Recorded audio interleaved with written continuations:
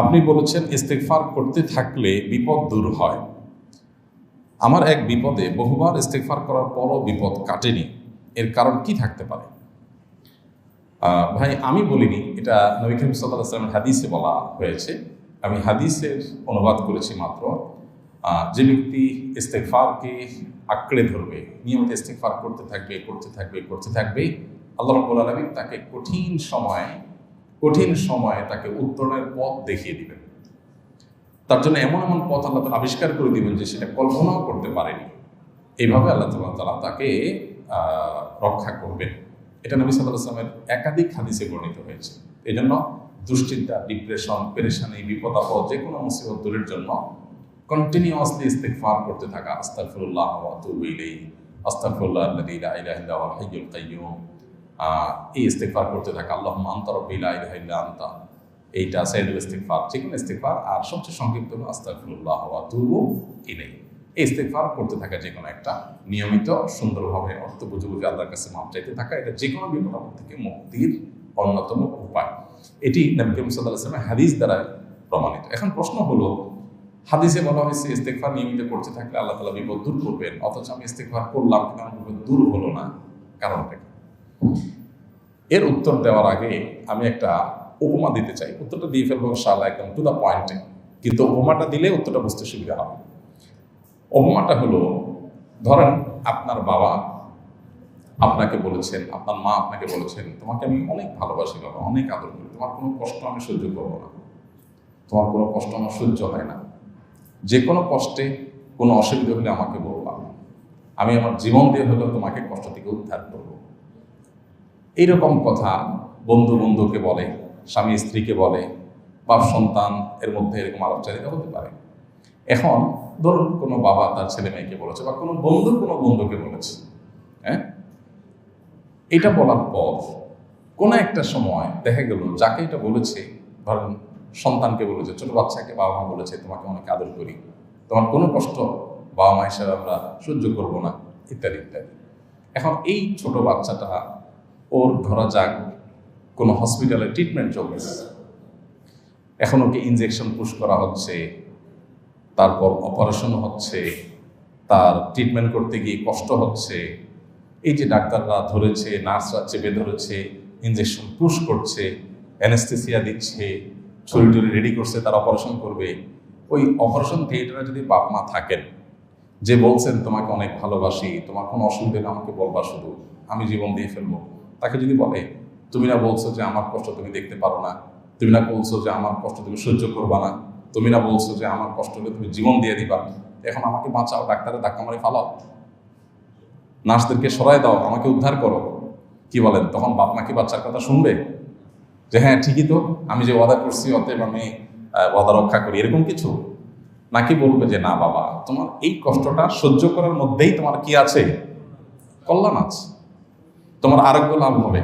So এই কষ্টটা, তোমার কষ্ট হচ্ছে, আমরাও কষ্ট পাচ্ছি, কিন্তু এখানে আমাদেরও সহ্য করতে হবে, তোমাকেও সহ্য করতে হবে, এর মধ্যেই কল্যাণ হবে, এই কষ্টের পরেই শান্তি আসবে, এই কষ্টটা তোমার শান্তির জন্যই হচ্ছে, এই কষ্টটা না করলে বরং কষ্ট আরো বাড়বে। এখন যদি ছেলে বলে, বাবা তুমি না বলছিলা, এখন তুমি তো কথা রক্ষা করলা না, দোস্ত যদি বলে, দোস্ত তুমি না বলছিলা, তুমি তো কথা রক্ষা করলা না, তো ব্যাপারটা কেমন হবে? ব্যাপারটা কি যৌক্তিক হবে? এবার আসেন মূল প্রশ্নের উত্তরে। নবী করিম সাল্লাল্লাহু আলাইহি ওয়াসাল্লামের হাদিসের আলোকে আমরা জানলাম ইস্তেগফার করতে থাকলে বিপদ দূর হয়। এখন আমার বিপদের সময় ইস্তেগফার পড়লাম, কিন্তু বিপদ গেল না, তাহলে এবার কি হবে? এই বিপদ না যাওয়ার মধ্যে, এই বিপদ সহ্য করার মধ্যে আমার প্রভূত কল্যাণ নিহিত আছে। হয়তো এই বিপদ গেলে আমার যতটুকু লাভ হবে, এই বিপদে আমি ধৈর্য ধারণ করে টিকে থাকতে পারলে তার চাইতে পরিমাণে লাভ আরো হয়তো বহুগুণ বেশি হবে। এক্সাম্পল তো আমরা দিয়েছি, এরকম আমরা বহু নজির আমাদের সামনে আছে না নেই? এই জন্য কখনো কোনো আমলের সুফল আমি পাইনি, তাহলে আমাকে মনে রাখতে হবে যে আল্লাহ রাব্বুল আলামিন সাধারণত এই আমলের সুফল এইভাবে দিয়ে থাকেন। এটা হলো জেনারেল। কোনো কোনো ক্ষেত্রে যদি না হয়, তাহলে বুঝতে হবে যে এই না হওয়ার মধ্যেই আমার কি আছে? কল্যাণ আছে, এটা এক্সেপশন। অথবা আমি যেইভাবে ইস্তেগফার করা দরকার, যে মানসিকতা নিয়ে, যেই আপনার আন্তরিকতা নিয়ে, যে মনোসংযোগ নিয়ে, যে মনোযোগ নিয়ে, যে বিনয় নিয়ে, যে শুদ্ধতা নিয়ে হয়তো আমার কোনো জায়গায় কোনো ত্রুটি ছিল। মনে রাখবেন, ইমানদারের হারাবার কিচ্ছু নেই। নবী করিম সাল্লাল্লাহু আলাইহি ওয়াসাল্লাম বলেছেন, আজেবান লিআমরিল মুমিন, ইমানদারের পুরো বিষয়টাই অদ্ভুত, আশ্চর্যজনক। ইন আসাবাহু খায়রুন, ইমানদারের জীবনে যদি কোনো সুখ আসে, শাকারা, সে আল্লাহকে শুকরিয়া জানায়, তখন সুখী হলো, আবার এদিকে শুকরিয়া জানিয়ে আখিরাতে আল্লাহর কাছে বিনিময় করে, দুই দিক থেকে লাভ। ওয়াইন আসাবাহু শাররুন, আর যদি ইমানদারের জীবনে কোনো বিপদ আসে, কষ্ট আসে, সাবারা, সে সবর করে, ধৈর্য ধারণ করে, তাহলে কি হয়? ফাকানা খায়রাল্লাহ, তার এর বিনিময়ে আল্লাহর কাছে সওয়াব পায়, জান্নাত পায়। তাহলে বিপদ হয়েও সে তার বিনিময়ে ভালো কিছু পায়। ইস্তেগফার আমরা করলাম, এর কারণে আমার সওয়াব আমলনামা ঠিকই যুক্ত হবে ইনশাআল্লাহ। আর বিপদ যদি দূর হয় তো আলহামদুলিল্লাহ, যদি দূর না হয় তাও আমি সবর করলাম যে এর বিনিময়ে আল্লাহ আমাকে জান্নাত দিবেন। আমাদের অনেক সমস্যা দূর হয় ইমিডিয়েট। আমাদের জীবনে প্রতিনিয়ত বহু ঘটনা ঘটে, আমরা ঘটনাগুলোর দিকে একটু তাকালে বুঝতে পারবো। একটা বিপদ হয়তো একজনের ঘটেছে, ঘটার পর বিপদটা দূর হয়েছে। ধরেন আপনারা দুজন মানুষ আপনারা চেষ্টা করছেন কোনো একটা জিনিসের জন্য, একজনের হয়ে গেছে, আপনি মন খারাপ করে ফেলছেন যে তারটা হয়ে গেল, আমারটা হলো না, আপনি তো অপেক্ষায় আছেন। এরপর আপনি দেখলেন যে যারটা হয়ে গেছে সে খুশি হয়ে চলে গেছে, বাট না হওয়ার ফলে আপনার ইচ্ছেতে বড়টা হয়ে গেল। এবার আপনি খুশি হয়ে যান যে আল্লাহ যা করে ভালোর জন্য করে। এরকম বহু কিছু আমাদের জীবনে ঘটে না?